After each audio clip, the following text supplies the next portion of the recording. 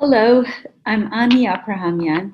I'm presently the director of Ali National Science Laboratory of Armenia.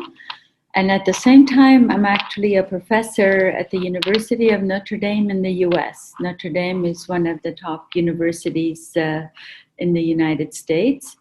And here I hold an endowed chair professor position in nuclear physics. I've been enamored with science from very early in my life, but it has brought me to Armenia. And in fact, I'm very pleased and honored not only to be a part of this new program, to be the first to participate in this new program, but also to have been having the opportunity to become a part of history in Armenia. That's the history of having started nuclear medicine in Armenia. We did that by the operation of the cyclotron, which was purchased by the government of Armenia some years ago. And actually last year, 2019, we managed to get it to work. And in 2020, it has been an enormous help for Armenia and Armenian patients because they have been able to actually use the diagnostics that the cyclotron provides. So diagnostics which we didn't have in Armenia until now. And because of COVID, our people couldn't travel, the borders were closed, the airports were closed, and this was a really fantastic boon for Armenia. And I'm thrilled to have been a part of that operation. Now, a bit about me. I was born in Beirut, Lebanon. We moved to the US when I was 11 years old. So I have been in love with science from very early in my life. I thought science was going to save the world. How did I think that science was going to save the world? Well, in Lebanon, I attended a private religious school. And you might have heard that there was always the strife between the Jews and the Muslims and the Armenians and the believers and the non-believers. As is often common for us Armenians, when we have three people, we have four opinions in one room. So that was also the case. And as a child, I was horribly frightened. I was afraid of what everybody was saying.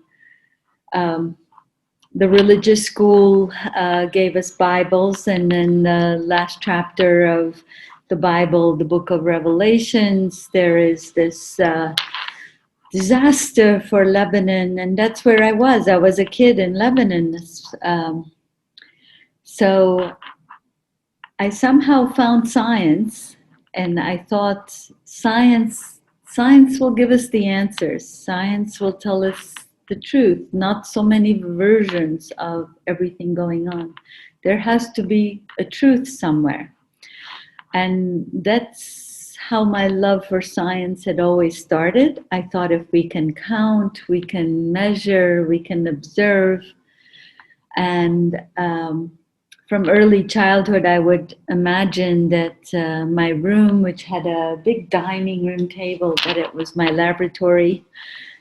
I didn't have any glassware, but I imagined a laboratory that I was going to build.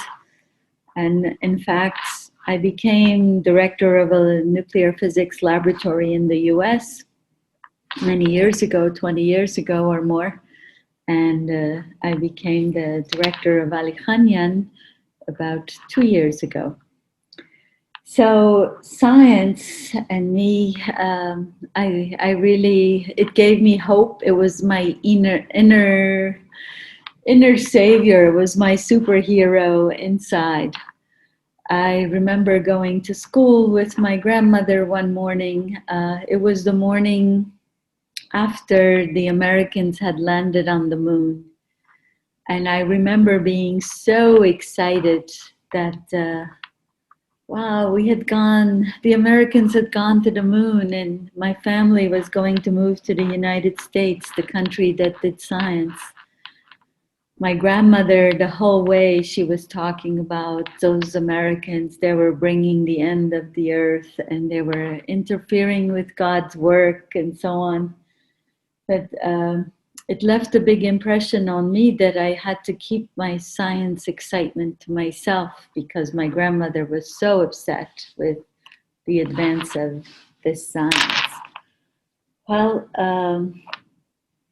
science continued for me. I really,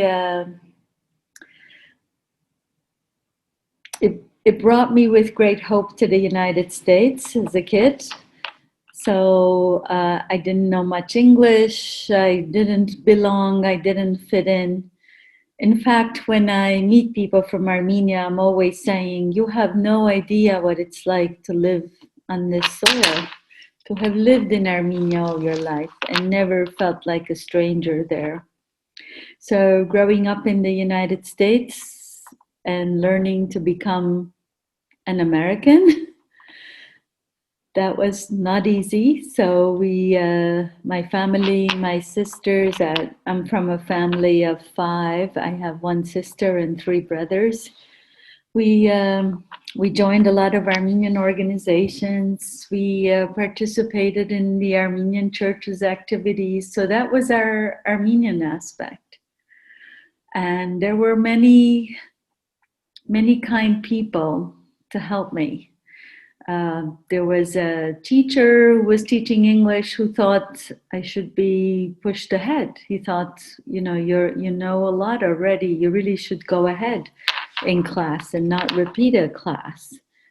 There was a teacher in high school who wouldn't allow me to go to vocational school. I had thought, okay, my mother, my father, they were working very hard in the United States. I thought, well, I have to start working soon as well to help support the family. But my physics teacher, in fact, he said, I'm not going to sign this paper. So I wanted to be an assistant to a dentist. And he said, no, you will not go to this vocational school. You will not be an assistant to a dentist. Actually, that was the way that I got to go to a university in the United States. All of these things are private and cost a lot of money. And my family didn't have that money, but the university gave me a full scholarship to go to university. And then a university professor who said to me, you can do more than this, Aprahamian. My physics teacher in high school had said, over my dead body, Aprahamian, I'm not letting you go there. So there have been a lot of people to give a hand all the way as I go on. And that's something I always remember for everyone. You don't know at which point who will give you a hand and who will help you advance in what's happening. I have been always very much in love with Armenia and Armenians deep in my heart. We lived in the United States. I went to graduate school. I became a postdoctoral fellow, and then I became a professor at the University of Notre Dame. Notre Dame is in Indiana. It's in the state of Indiana. It's about 160 kilometers from Chicago. There are not very many Armenians here, but I had always had it in my heart that I wanted to be with Armenians and I wanted to do something for Armenia. So here I am. Over the years, I have become much more successful than I ever imagined in science. I'm a well-known nuclear physicist around the world, and I am asked to give advice to a lot of different countries in nuclear science. And that's how I came to Armenia. In 2009, I was asked by Yuri Oganessian, who is the element 118 is named after. He actually recruited me from the US as a member of a committee of experts. He called it a committee of experts. There were 12 of us from different countries around the world.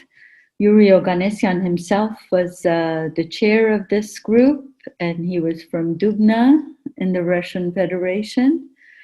And in our team were scientists from France, from Germany, from Italy, from United States, from Switzerland.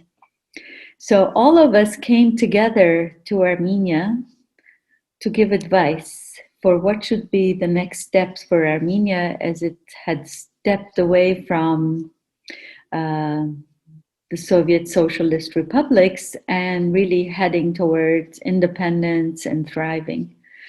I have been very pleased that the government of Armenia, after this Velvet Revolution and before, had decided to become, for Armenia to become a knowledge-based economy. I think that's important for the future of Armenia, more important than many other countries. Science is important for a lot of countries, but really important for Armenia with our unfriendly neighbors and our love of education and our highly educated public. What I've learned about us, Armenians, while I lived in the diaspora in the US and Lebanon and many other countries, we always, our diaspora Armenians, we are all sentimental about Armenia and Armenians in Armenia.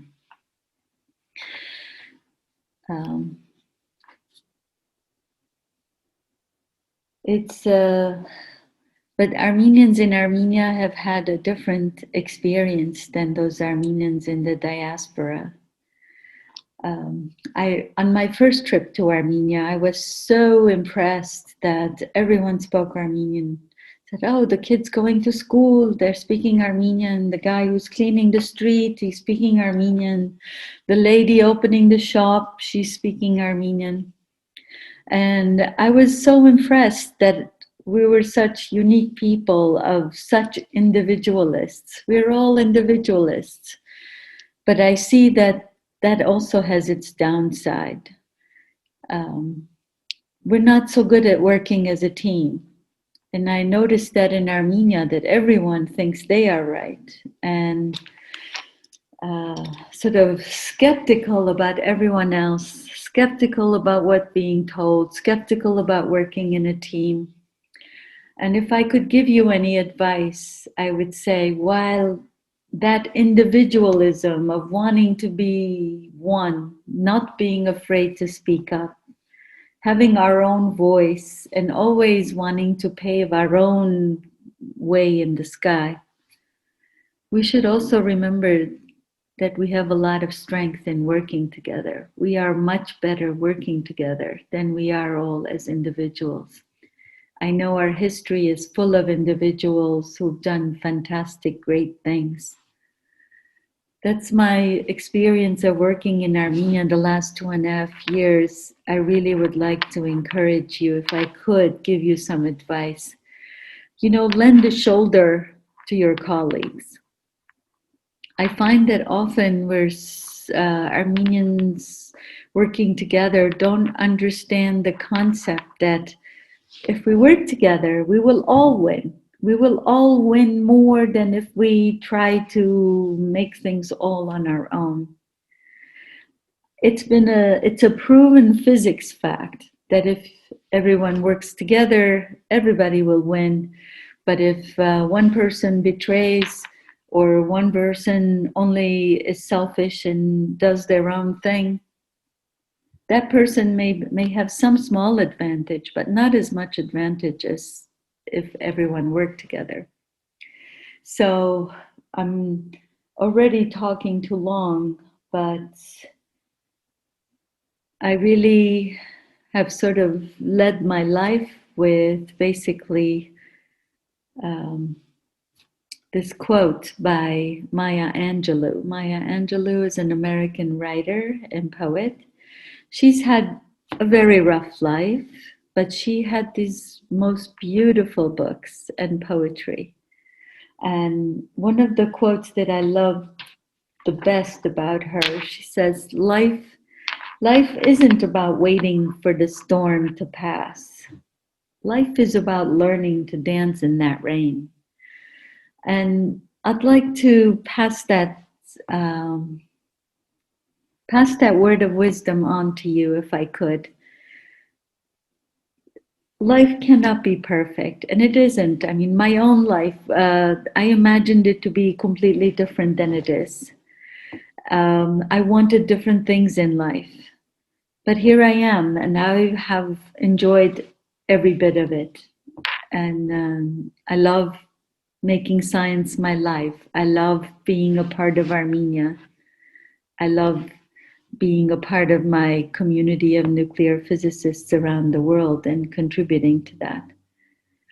But perhaps it would be more important for me to end my introduction here of saying hello to you by asking you and pleading with you and encouraging you to stand guardians of Armenia.